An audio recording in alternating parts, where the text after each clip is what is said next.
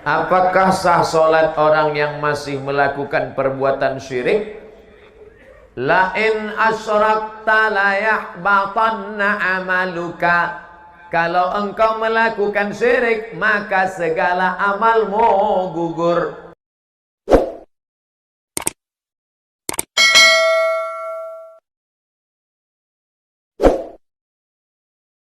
Bapak Ibu yang pertanyaannya tidak dibacakan, jangan tersinggung, jangan sakit hati, karena mungkin sudah terwakili oleh teman-temannya. Atau boleh juga pertanyaannya tak berkualitas. Ustaz, dunia peta apa bulat? Apa itu pertanyaannya? Apakah sah solat orang yang masih melakukan perbuatan syirik? La in asyrakta la yahbatanna amaluka. Kalau engkau melakukan syirik, maka segala amalmu gugur. Macam pohon kayu kering, dihembus angin, maka rontok daunnya. Solatmu melayang, puasamu terbang, infak sodakohmu hilang gara-gara syirik. Maka jangan rusak tauhid la ilaha. La ilaha. Tak ada yang disembah kecuali Allah. Jangan persekutukan Allah, nak. Ini mentang-mentang orang hebat, terkenal, pejabat, berkuasa, orang kaya, gayanya pede luar biasa. Kenapa dia pede? Rupanya bukan bersandar kepada Allah, tapi karena ada rantai baru. Gayanya pede luar biasa, berani di hadapan orang, petantang petenteng. Rupanya di dompetnya ada keris kecil yang diambil dari jin, hantu, segala setan. Oh, jin, tolong benda-benda gaib datangkan. Datang jinnya. What can I do for you? Kebetulan jinnya jin Inggris. Jangan minta kepada jin. Akhirnya dipakailah cincin yang di dalam batu cincin itu ada jin. Begitu diusap keluar dia. Itu Ustaz Somad pakai cincin. Saya pakai cincin, tidak ada magic-magicnya. Ini hanya sekedar suka hiasan saja. Mereknya pun Casio, kasih orang. Ustaz Somad, ya. Ustaz pakai cincin, ada magic-magicnya. Oh, ada. Apa magicnya? Ini kalau dipakai duduk di rumah makan nggak bayar. Oh, hebat Pak Ustaz. Duduk aja, jangan makan. Jangan syirik. Jangan percaya kepada perbintangan. Adinda, mohon maaf ya, aku nggak bisa nikah sama kamu. Kenapa? Kamu bintangnya ikan, aku kambing. Apa maksudnya? Kamu kan Pisces, sedangkan aku Taurus. Nanti kambing sama ikan masuk angin. Masih percaya sama yang begitulah. Ingat, kalau sudah cocok, sesuai pinang dia, tawakal Allah. Bismillahi tawakkaltu 'ala Allah, la haula wala quwata illa billahil aliyil azim. Jangan syirik, maka rusak amal ibadah. Katanya Pak Ustaz, kalau kita beramal nanti amal kita akan kita lihat di hadapan Allah. Betul? Faman ya'mal mithqala dzarratin khairan yarah. Salat sunatmu akan kau lihat, puasa sunatmu akan kau lihat. Itu berarti orang yang syirik juga akan melihat amalnya. Iya. Terus amalnya dia lihat tapi tidak bisa menolong. Mau? Wa qadimna ila ma amilu min amalin. Amalnya kami datangkan. Ini sekolah yang kau bangun, ini panti asuhan yang kau bangun, ini orang miskin yang kau tolong. Faja'alna, kami jadikan dia haba'an mansura, seperti debu yang dihembus angin. Ambil debu, letakkan di tangan, hembus. Begitulah amal orang yang syirik. Maka jangan syirik. Kadang kita ini nggak mau syirik, cuman tergoda karena sakit hati. Hai Adinda, nikah sama abang ya. Apa kucing kurap? Kau mau nikah sama aku? Akhirnya marah. Marah itulah yang membuat orang jadi syirik. Minta kepada setan, minta kepada dukun. Diambil ludah anak gadis tadi, dibawa ke dukun. Cinta ditolak, dukun. Hai Pak Dukun, Kan ada lagunya, hai bapak dukun, tolong ini pak, anak gadis ini sudah menghina aku nggak marah tapi sakit. Jadi gimana? Kamu mau nikah sama dia? Tidak, najis nikah sama dia. Terus tolong buat dia tidak nikah sampai mati. Akhirnya Pak Dukun mengambil paku, dipakukannya ke pohon duku. Selama duku ini tidak mati, maka dia tidak nikah-nikah. Waduh, kan kasihan itu. Datang Ustadz Somad mencabut paku.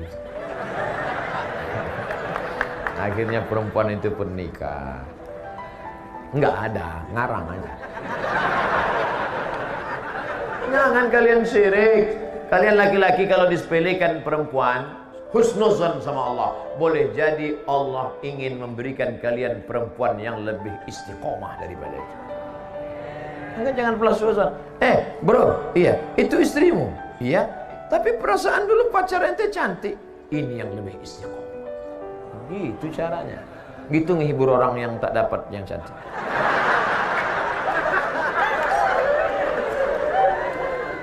Seperti pergi ke dukun. Jangan pergi ke dukun. Kenapa tidak boleh pergi ke dukun? Ada orang sakit pergi ke dokter. Boleh apa nggak boleh?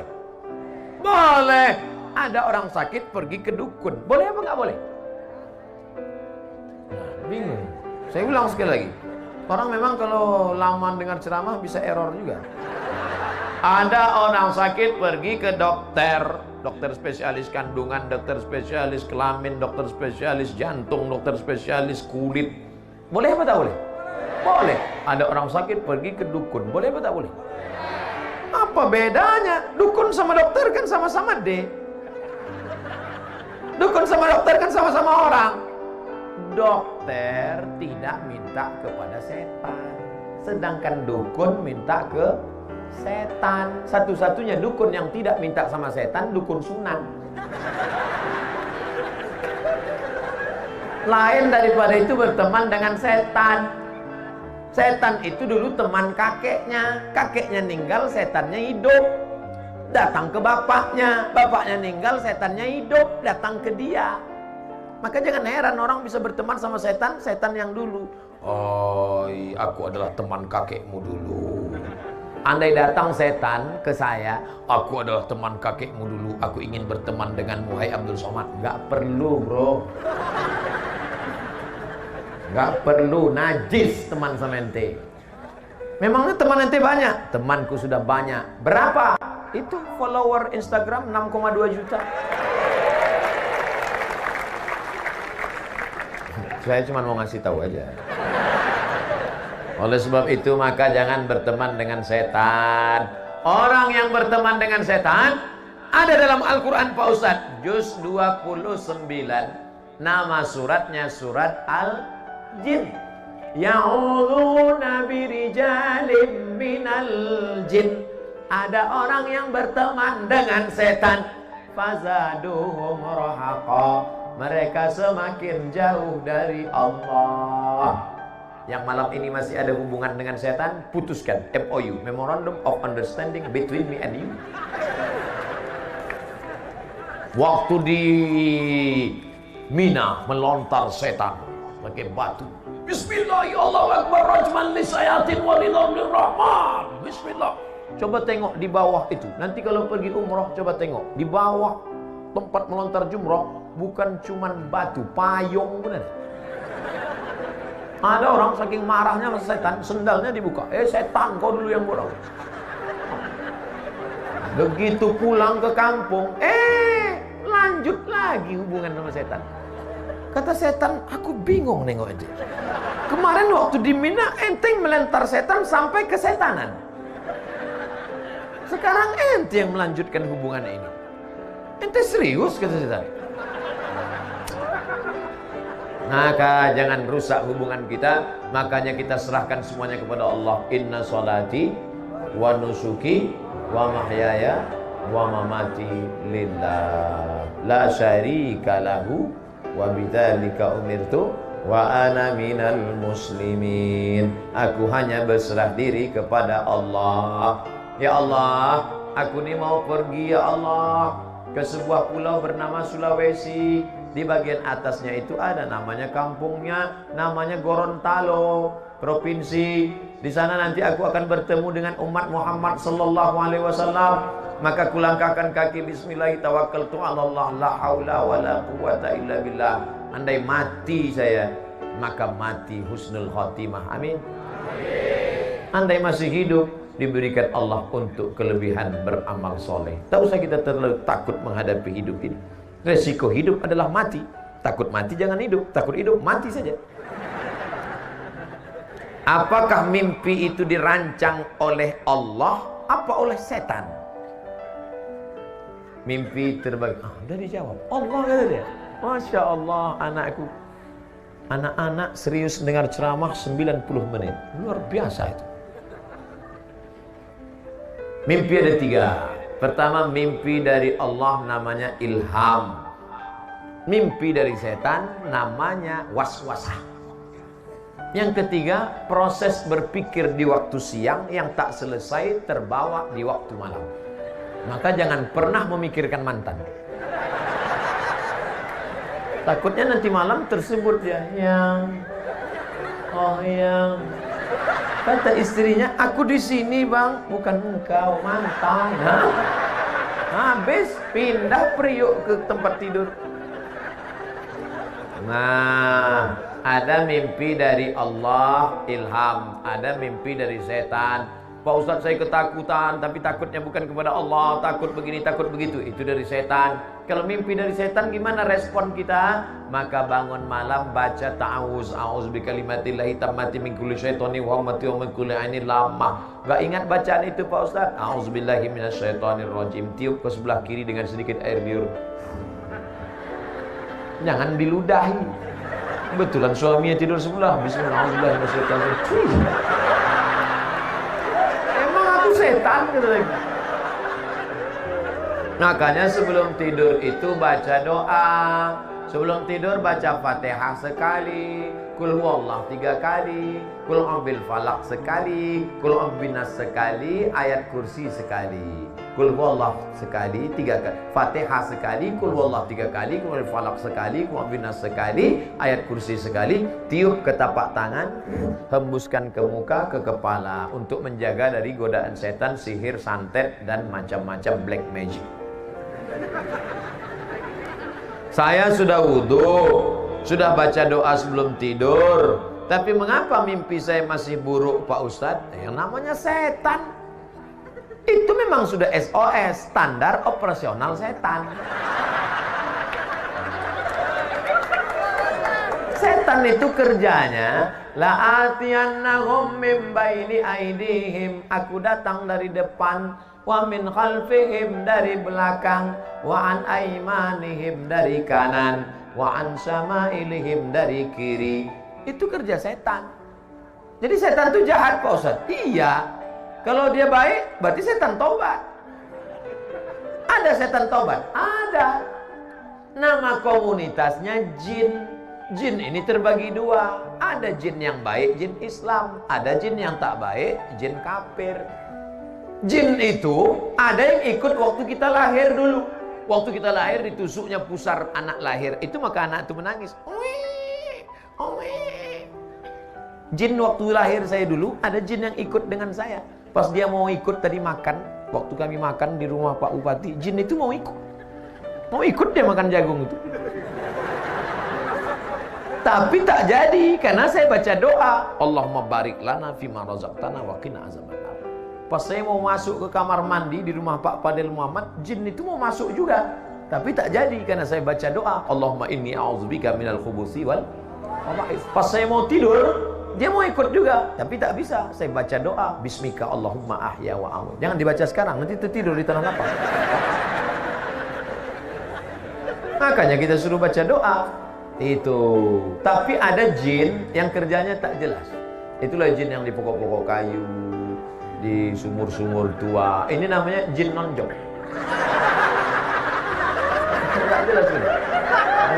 Kadang di warung-warung kopi, duduk, main gaple, tak jelas. Kita minta dijauhkan dari jin. Qul a'udzu birabbin nas, malikin nas, ilahin nas, min syarril waswasil khannas alladzi yuwaswisu fi sudurin nas minal jinnati wan nas. Makanya baca itu. Jadi yang berbisik itu siapa Pak Ustaz? Bisa kali jin, bisa nas. Kawan kita pun yang berbisik kita bacakan juga itu. Kabarnya saya kabarnya saya itu dipromosikan naik jabatannya karena dipakai dukun. Qul a'udzu bin nas, malikin nas.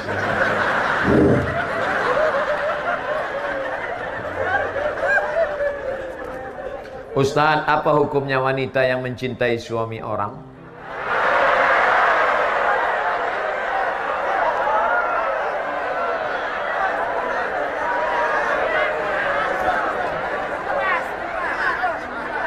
Hidup ini ada yang kita bisa memilih dan ada yang kita tidak bisa memilih. Betul?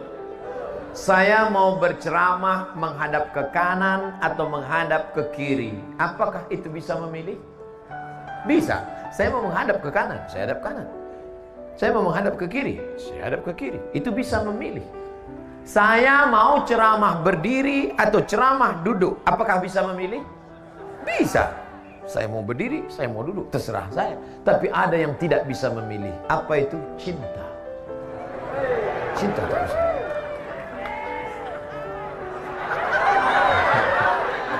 Maka ketika engkau cinta kepada orang, tak bisa dipaksa. Bisa tak? Kau harus cinta. Makanya Kais tak bisa meninggalkan Laila. Karena hatinya sudah tertawan. Sampai akhirnya Kais itu gila. Dan Kais adalah orang yang sembuh di tepi Ka'bah. Ayahnya berdoa di tepi Ka'bah. Dan ketika Kais sudah sehat, maka ditanya oleh orang, Kais, ya, ad-dunya turidu, al-laila turidu amid dunya wa ma fi tawayaha. Kais, kau suka dunia beserta isinya atau Laila? Nama perempuan itu Laila. Kau lebih suka dunia beserta isinya atau Laila? Apa jawab Kais? Lahu baru ni'aliha ahabu ilayya wa asfa li balwa. Debu yang menempel di sendal Laila lebih kucinta daripada dunia beserta isinya. Ternyata kalau sudah cinta merasuk, jangankan Laila, jangankan sendalnya, debu menempel di sendalnya lebih kucinta beserta lebih daripada isinya. Oh. Jangan sampai kita diuji dengan cinta, apalagi mencintai bini orang. Lalu apa yang bisa saya lakukan Pak Ustaz? Saya sudah terjebak ini. Apa yang bisa kita lakukan? Maka buanglah semua yang terkait dengan dia. Buang nomor HP-nya. Delete dari FB, unfriend. Jangan lewat di depan rumahnya. Buang semuanya. Setelah itu berdoalah kepada Allah supaya Allah membuat terlupa. Lupa. Ya Allah, lumpuhkanlah otakku agar aku tidak lagi mengingat dia. Mudah-mudahan Allah membuat kita lupa semua dari mantan-mantan, insyaallah. Banyak yang ngaku. Ustaz, ada hadis yang berbunyi surga itu terletak di bawah tapak kaki ibu. Apakah masih ada surga di bawah tapak kaki ibu yang sudah murtad, berpindah agama?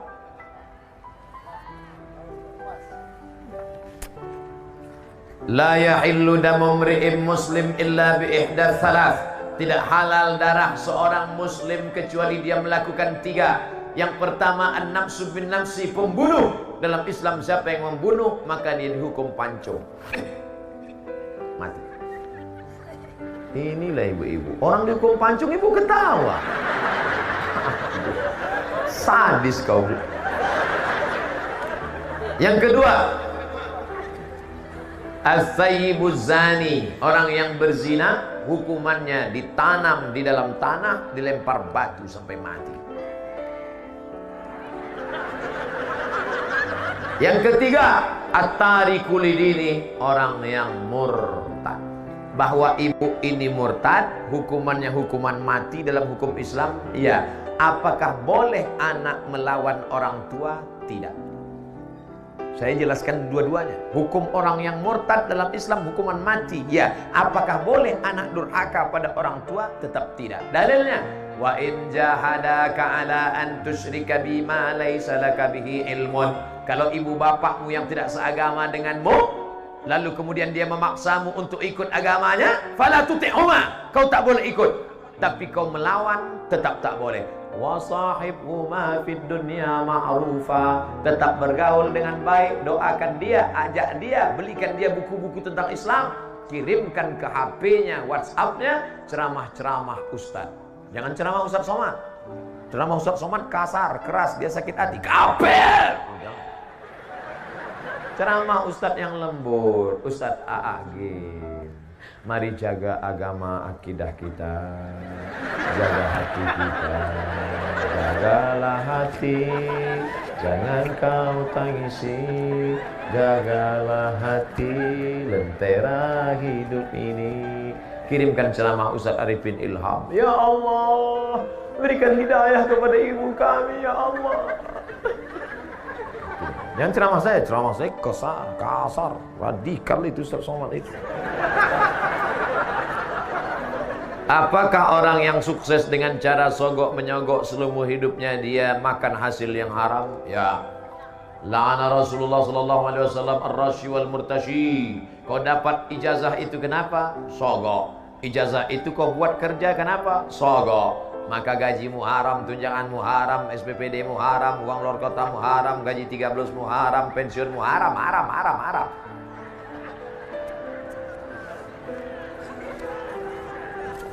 Hajimu haram. Duit dari haram dibawa pergi ke Makkah. Labbaik Allahumma labbaik, labbaik la syarika laka labbaik, innal hamda wan ni'mata lak wal mulka la syarika lak. Apa kata malaikat? La labbaik wa la sa'daik. Kau tak dapat haji mabrur karena kau berangkat dengan uang haram. Sedekah tak diterima. Innallaha thayyibun, Allah Maha Suci. La yaqbalu illa thayyiban. Allah tidak menerima kecuali yang suci-suci saja. Apa efeknya haji yang tidak mabrur? Tidak ada perubahan. Heran saya nengok Pak Haji itu, Pak Ustaz. Dulu sebelum berangkat haji celana pendek. Sekarang setelah haji nggak pakai celana sama sekali.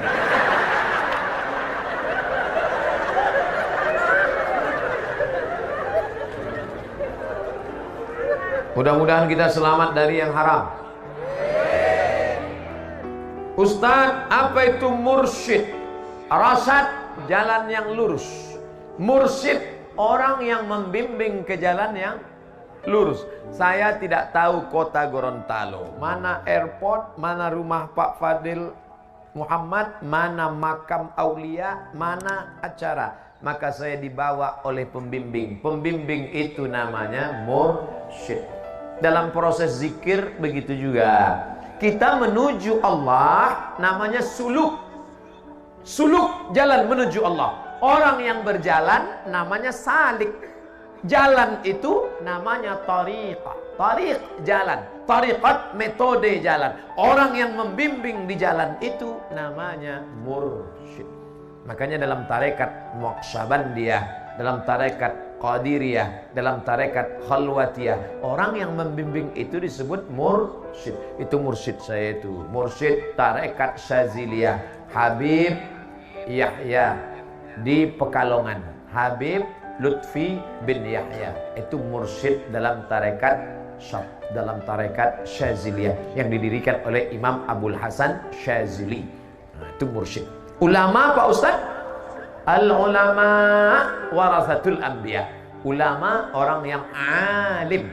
Kalau satu orang alim, kalau banyak ulama. Itu hebatnya bahasa Arab. Kalau satu alim, kalau banyak ulama. Kalau satu ummun, ibu. Kalau banyak ummahat. Kalau bapak satu abun. Kalau banyak aba. Bahasa Indonesia nggak ada itu. Maksudnya tinggal ulang aja. Kalau satu ustaz, kalau banyak ustaz. Makanya siapa yang bisa bahasa Arab 10 kata, dia sudah hafal 20 kata. karena bentuk tunggal dan jamaknya dihafal. Nah, itu ulama dalam bidang tafsir, itu ulama dalam bidang hadis, itu ulama dalam bidang fikih. Nah, itu namanya ulama, orang yang berilmu. Tapi saya tadi dipanggil oleh Pak Habib Fadil Muhammad Al-Haddar. Apa kata beliau? Al-alimul allamah, al-ustaz. Oh, itu tinggi sekali. Alim, orang berilmu. Allamah, sangat berilmu. Di tempat saya, kalau nama itu terlalu tinggi, bisa demam. Ini udah terasa agak panas dingin. Begitulah pujian beliau. Itu saya anggap sebagai doa. Doakan supaya Ustaz Somad mati husnul khatimah. Jangan sekarang. Kita masih ada acara tahun baru di Aceh. Jamaah ini mau cepat aja. Tadi kita mulai acaranya jam 9. Izinkan saya berhenti sampai jam 11. Boleh? Jadi kita paskan 2 jam kita bersama insya Allah. Jarang-jarang saya ceramah 2 jam. Di TV One itu cuma 40 menit. Tapi di sini bisa, rupanya beda kalau ceramah di depan orang banyak dengan berdua aja sama kamera. Waktu acara berbuka puasa dengan sahur itu 2 aja sama kamera. Hidup kamera ngomong saya, jamaahnya dimanapun berada. Pada kesempatan ini mari kita bersyukur kepada Allah Subhanahu wa taala. Maka di bulan puasa Ramadan ini mari kita tingkatkan ketakwaan kepada Allah. Berdua aja. Habis 7 menit berhenti. Terus sambung lagi, jamaah dimanapun berada. Tapi malam ini kemana mata memandang, jamaah, jamaah, jamaah, jamaah, jamaah. Masya Allah. Salatullah, salamullah ala taha rasulillah. Salatullah, salamullah ala yasin habibillah. Saya biasanya minta keluarkan senter karena gelap, tak ada lampu. Ini terang benderang, senter pun mati. Tawassalna bi bismillah wa bil hadi rasulillah wa kulli mujahidin lillah bi ahlil badri ya Allah.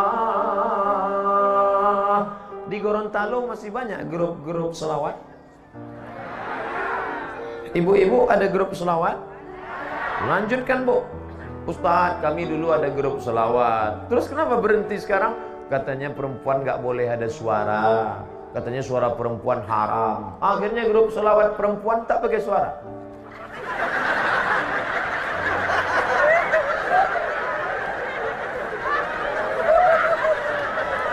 Namanya solawat silent.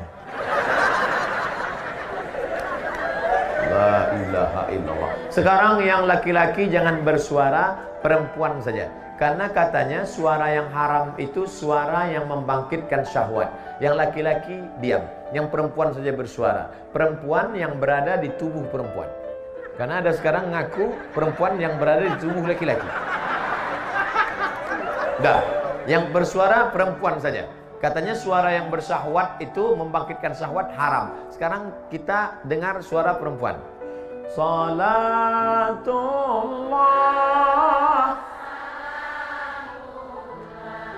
ala taha salatullah ala yasin. Tolong angkat tangan laki-laki yang bersyahwat.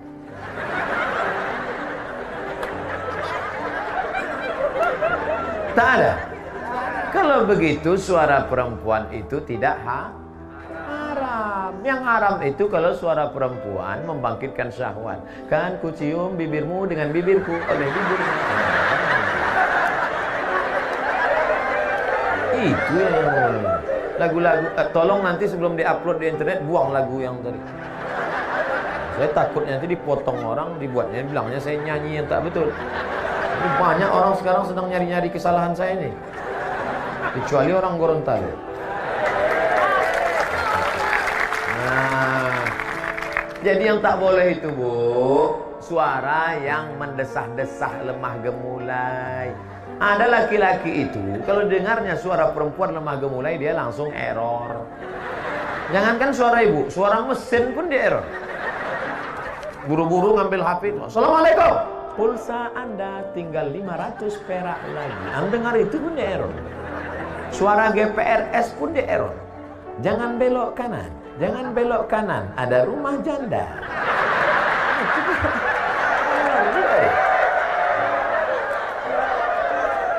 Nah, oleh sebab itu maka ini kita jaga. Jadi kalau ada grup solawat ibu-ibu di Gorontalo masih punya grup nasyid. Nasyid rebana masih ada? Lanjutkan. Nanti akad nikah anak pakai rebana, acara akikah pakai rebana, acara walimah pakai rebana. Bismillah tawassalna billah la la la la la. Lagunya sudah bagus, backing vocal tak bagus. La la la la la. La la la la itu kan artinya tidak. Bismillah dengan nama Allah. Tawassalna billah, kami bertawassul dengan Allah. Bagus apa tak bagus? Bismillah tawassalna billah na na na na na. Itu bagus. Pas ada nanti acara nikah, nyanyikanlah lagu-lagu yang bangkitkan semangat. Barakallahu lakuma wa baraka alaikuma wa jama'a bainakuma. Bagus. Dari Padang Arafah terus ke Muzdalifah, bermalam di Mina, melontar 3 jumrah. Bagus. Tentang cerita jamaah haji. Mudah-mudahan kita bisa berkunjung ke Baitullah Haji. Jangan lagu-lagu kayak racun, kucing garong, kabika cikabigam, kuskotahe. Yang nyanyi tak paham, yang dengar tak paham, semuanya nganggu. Oh, woman no cry. Ibu-ibu pun setuju pula dengan lagu itu. Dia tak tahu makna lagu itu. No woman, no cry. Tak ada perempuan, tak ada tangisan. Itu kan lagu laki-laki yang selalu menangis karena bininya ada. Ini harus cerdas. HP-nya udah cerdas, smartphone. Ustadznya udah cerdas, smartphone. Kertas terakhir. Ustaz, bagaimana hukum merayakan tahun baru Masehi menurut pandangan Islam? Memakai kalender Masehi. Oh, ini panjang ceritanya. Siap mendengar cerita ini?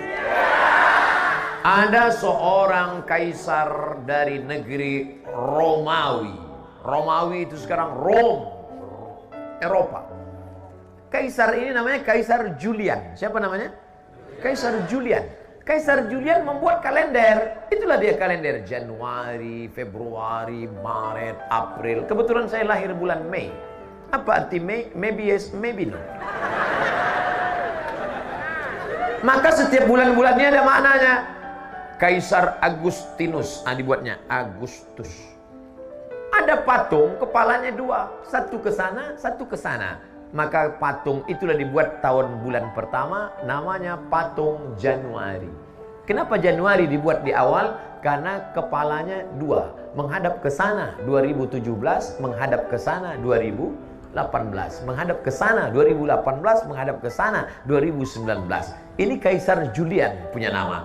Lalu kemudian Kaisar Julian meninggal, kalender ini diambil oleh Paus di Vatikan, namanya Paus Gregorius. Siapa namanya? Gregorius. Dirubah nama kalender ini bernama Gregorian Calendar. Makanya cari di internet Gregorian Calendar. Karena yang membuatnya Paus Gregorius. Dimodifikasinya. Ketika PBB, bukan Pajak Bumi Bangunan, Persatuan Bangsa-Bangsa, kalau bahasa daerahnya United Nation. Nation, bangsa-bangsa. United, persatuan. Manchester United, itu sepak bola. Berkumpul bangsa-bangsa, Akhirnya PBB mengambil kalender dari Vatikan Gregorian, dipakailah yang dulu sebelumnya kerajaan Goa, kerajaan Islam di Sumatera, kerajaan di Jawa memakai kalender Hijriah Nabi Muhammad SAW. Untuk diseragamkan di seluruh dunia, Indonesia masuk anggota PBB, dikirimilah kalender itu. Maka Abdul Somad pun memakai kalender itu. Abdul Somad lahir 18 Mei. Tahun biarlah rahasia antara kita. Saya lahir 1977, umur 42. Walaupun kelihatan seperti 22. Apakah boleh kita pakai alat non-muslim? Boleh. Ini kamera non-muslim punya. Ini non-muslim punya. Alat non-muslim dipakai boleh. Termasuk memakai kalender boleh. Tapi ketika sudah masuk dalam ritual ibadah, meniup trompet, tiupkanlah trompet. Wah, itu sudah masuk dalam ritual. Lalu kemudian menyala-nyalakan lilin, sudah ritual. Maka oleh sebab itu, apalagi membuang waktu percuma, apalagi sampai membawa anak gadis orang yang tidak mahram. Kalau istri saya bawa Pak Ustaz, tak apa-apa, asal istri orang jangan kau bawa. Nah, oleh sebab itu maka kita jaga. Tidak ada cara lain. Kalau kebetulan malam tahun baru itu nanti ada acara zikir di masjid, ustaz-ustaz membuat acara tabligh akbar zikir, datang ke masjid iktikaf. Tidak ada Pak Ustaz, habis isya tidur. Saya nggak bisa tidur cepat, kan udah aku kasih tahu obatnya tadi. Habis itu tidur jam 8. Asal udah dimakan obat itu 2 menit kemudian. Selamatlah engkau insyaallah. Saya tidak tahu apakah di Gorontalo ada zikir atau tidak. Kalau ada mau membuat acara, ada. Bagus. Datang. Hadir. Pokoknya datang. Zikirnya dibuat dari jam 9, 10, 11, 12. 1 iktikaf, salat tahajud, pulang. Supaya selamat anak-anak kita. Bonceng. Buat besar-besar stiker di motor. Say no to bonceng. Katakan tidak bonceng. Di spotboard belakang, say no to bonceng. Di depan, say no to drug. Katakan tidak pada narkoba. Amin. Malam tahun baru yang paling banyak laku, boleh saya ceritakan? Sabu-sabu. Yang kedua, kondom. Tadi kan udah janji. Saking banyaknya orang buat dosa. Ustaz Somad, besok Ustaz datang ke kampung kami ya, acara malam tahun baru. Saya mau kumpulkan anak muda semua supaya jangan keluar. Kenapa Pak? Saya sudah tanya tukang ayam, 2000 ayam laku, mereka bakar. Membakar ayam tidak salah. Tapi ketika meyakini makin banyak asapnya naik ke atas, maka rezeki makin banyak. Sudah merusak akidah kepada Allah. Dan yang paling celaka Pak Ustadz, orang tahun baru bukan cuma ayam dia bakar, ayam orang pun dia bakar juga. Nauzubillah. Makanya nanti tidak ada alasan kalau ditanya Allah kepada Bapak Bupati, kepada Bapak Wali Kota, "Oi Bupati, kenapa wargamu malam tahun baru tetap buat dosa?" Aku sudah buatkan zikir ya Allah, mereka tak datang. Maka alhamdulillah kita jaga negeri ini supaya tetap menjadi negeri baldatun thayyibatun rabbun ghafur. Tausiah sudah, jawab pertanyaan sudah, doa. La yajtami' malaun, sekelompok orang berkumpul, fayad'u ba'dhum, berdoa satu orang, wa yu'minuhum sairum, yang lain mengaminkan, illa ajabahumullah. Doa kita malam ini dikabulkan Allah karena engkau ibu-ibu yang solihah mendidik anak-anak. Karena engkau para habaib, tuan guru, alim ulama, kau memang tidak viral, kau memang tidak terkenal, tapi hatimu bersih. Aminkan doa ini. Kau anak muda yang senantiasa bertahajud, engkau ibu, engkau anakku, engkau putriku, senantiasa berdoa kepada Allah. Dimulai tausiah jam 9, sekarang sudah jam 11, 2 jam kita bersama. Andai tidak saya tengok jam pun, saya tahu sudah 2 jam saya berdiri karena terasa kesemutannya. Ala hadhihi niyyah wa kulli niyatin salihah. Al-Fatihah. A'udzu billahi minasy syaithanir rajim.